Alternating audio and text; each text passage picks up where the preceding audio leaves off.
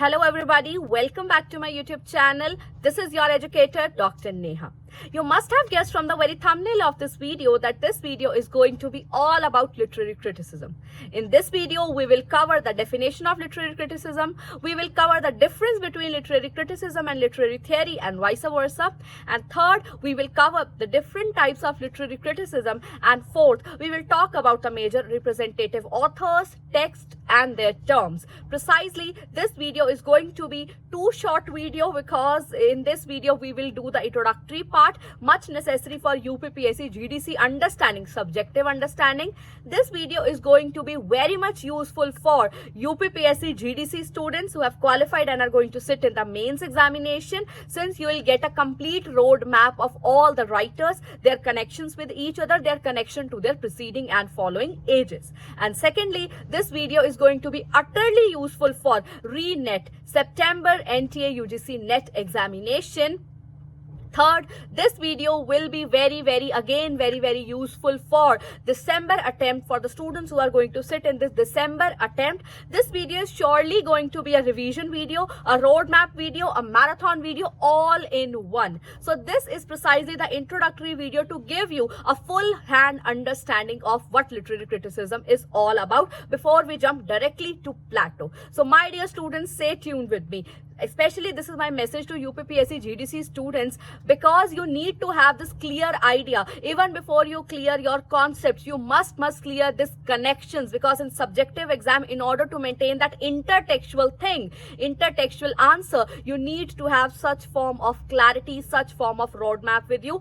So stay tuned with me till I teach you literary criticism. This is surely the part 1 of this video, and in part 2 of this video we'll surely meet with board and marker. So in this video, first of all, I would like to start with what is literary criticism. Do comment your remarks as to what you think literary criticism is. आप क्या मानते हैं, क्या जानते हैं कि literary criticism किसे कहते हैं, क्या होता है? Simple word, one word में, one sentence में आप इसकी definition मुझे comment कर सकते हैं.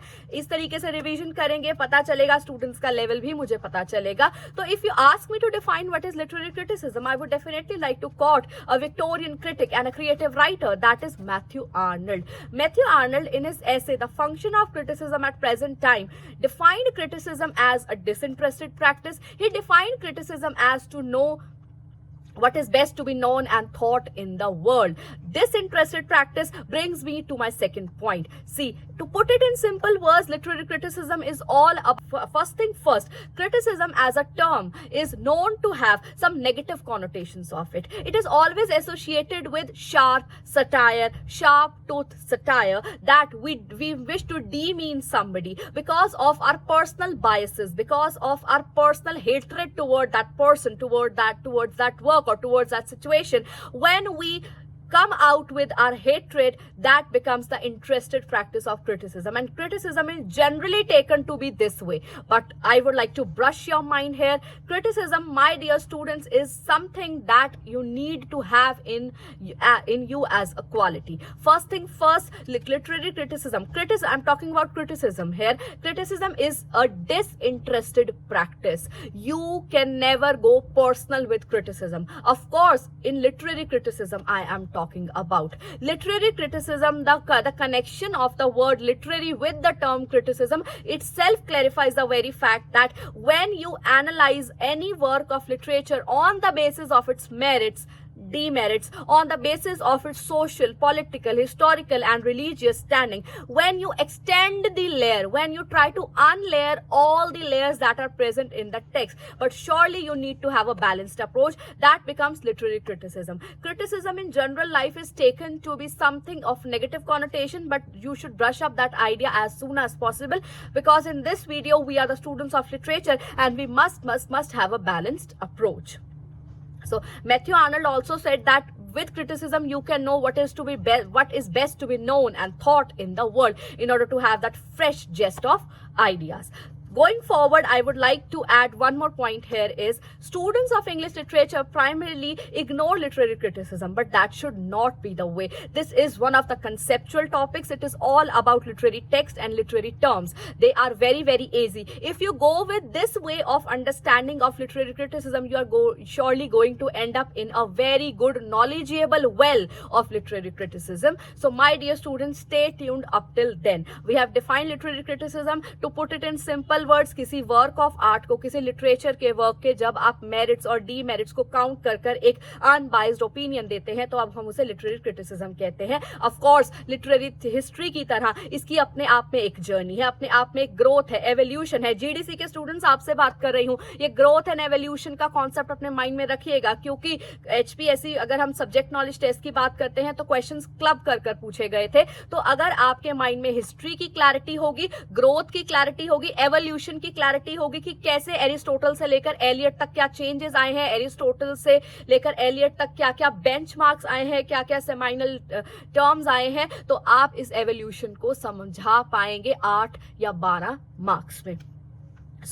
अगर हम बात करते हैं लिटरेरी क्रिटिसिज्म की अपने एवोल्यूशन की, तो इसका अपना एक रोड मैप है, इसके अपने फॉर्म्स हैं. तो यहाँ पर एक क्लियर कट वीडियो आपको देने की, वीडियो लेक्चर देने की कोशिश हम कर रहे हैं. तो अब तक हमने समझा है कि क्रिटिसिज्म, लिटरेरी क्रिटिसिज्म अनबायस्ड होता है, डिसइंटरेस्टेड होता है, किसी के वर्क को एनालाइज करना, इवैल्यूएट करना, लॉजिकली उसको ट्रीट करना, उसे हम एनालाइज करते हैं, मेरिट्स और डीमेरिट्स को पॉइंट आउट करते हैं और मानते हैं कि एक पोएट का mind should be like a shred of platinum. कहां से लिया नेट के स्टूडेंट्स, वेक अप कॉल, कहां से लिया मैंने ये term, a poet's mind is like a shred of platinum. मैं किसे कोट कर रही हूं, किस वर्क को कोट कर रही हूं, कमेंट राइट नाउ. एक अच्छा सा रिवीजन सेशन भी ये उन लोगों के लिए होने वाला है.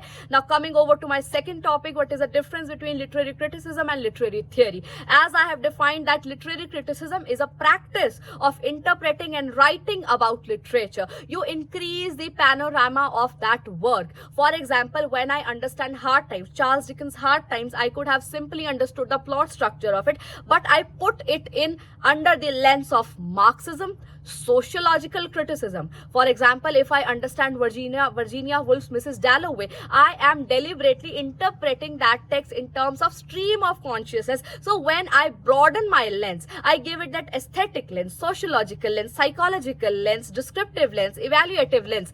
That's are the forms of criticism precisely. So literary criticism is you put on that shoes of unbiased, disinterested shoes and you point out the major rules, you point out the major regulations, you point out the merits and demerits of any work of art, but in a disinterested way. Secondly, literary theory is a composite study of principles that have been made by a writer. For example, Karl Marx came up with this idea in order to define the class divide present in the society. He came up with the idea of this bourgeoisie, proletariat and the concept of reification. These are the major pointers of Marxism as have been given by Karl Marx in his Communist Manifesto. He gave the dialectical model. So जब आप एक writer की present की गई theory को yard stick की तरह लेते हैं और चेक कर देते हैं कि ये सब इस वर्क में प्रेजेंट है और उसे टाइटल दे देते हैं कि हार्ड टाइम्स एक मार्क्सिस्ट वर्क है,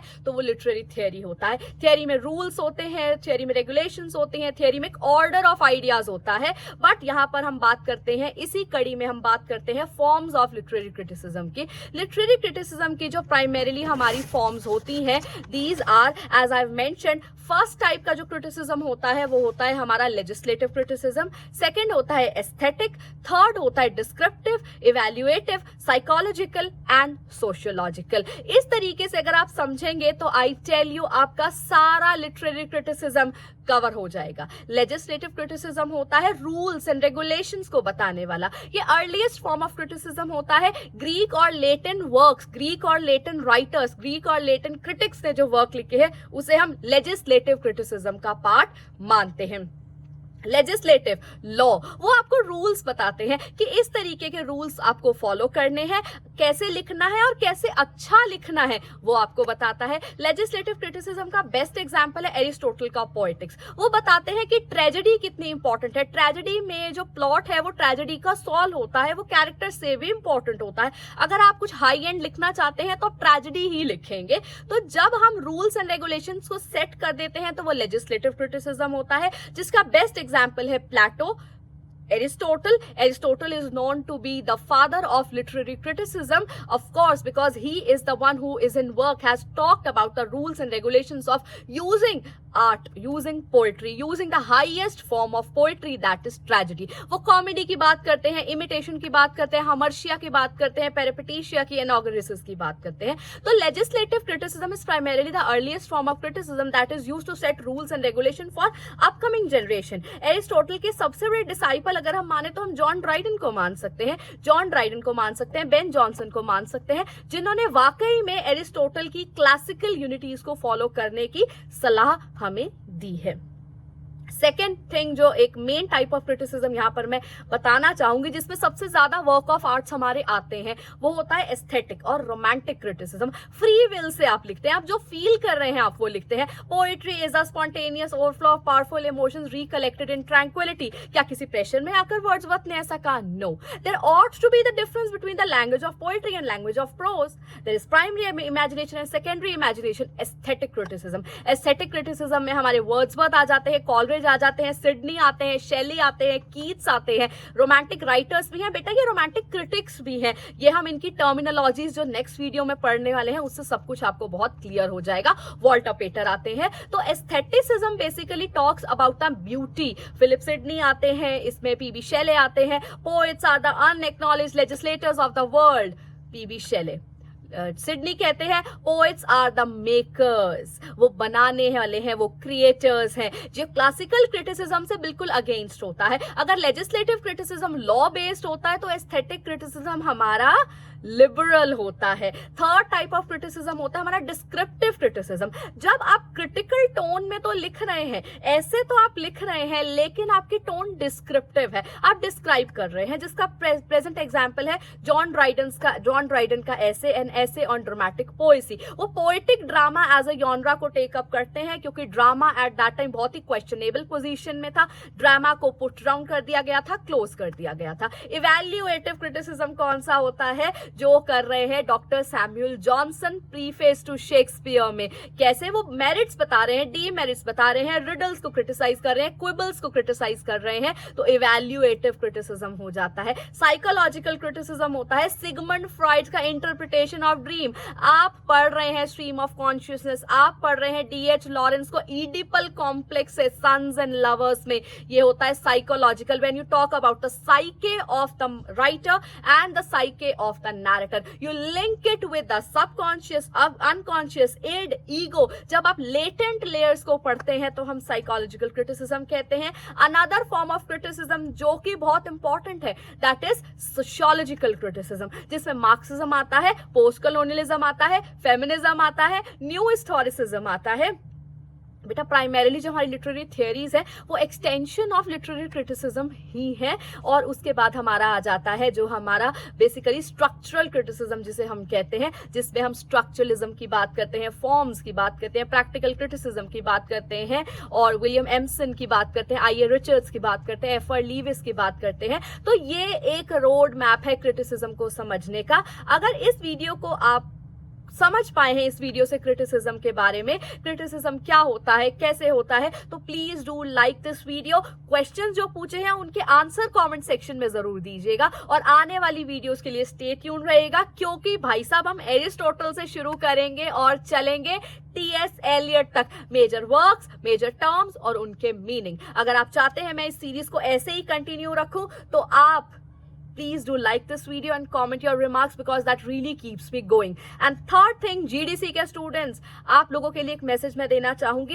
इन वीडियोस को आप अपनी कंसेप्चुअल अंडरस्टैंडिंग के लिए यूज करें, अपनी रिवीजन को रिफ्रेश करने के लिए यूज करें, और इस तरीके से अपना एक आंसर स्ट्रक्चर कर रखें कि सब कुछ उसमें कवर होता हो। यू नेवर नो आपको कौन सी टर्म पर क्या क्वेश्चन मिल जाए। एस्थेटिक क्रिटिसिज्म अपने आप में एक कॉम्पिटिशन है। एस्थेटिक क्रिटिसिज्म, लेजिस्लेटिव क्रिटिसिज्म में क्या डिफरेंस है, अपने आप में ये क्वेश्चन बनता है, इंपॉर्टेंट क्वेश्चन बनता है। समझ पाओगे, समझोगे तभी आंसर दे पाओगे। तो keep your mind open, ear open, keep your thoughts open to that way कि आप एनालाइज, जज, क्रिटिसाइज, एक्सप्रेशन आपका बहुत अच्छा होना चाहिए। So stay tune till the time we meet next on the board with Aristotle to Eliot. This is doctor Neha, your educator for NTA UGC NET, assistant professor examination of state public commissions and TGT PGT। कुछ और specifically पढ़ना चाहते हो तो comment section हमेशा welcome रहेगा आप लोगों के लिए। So have a nice day as you prepare.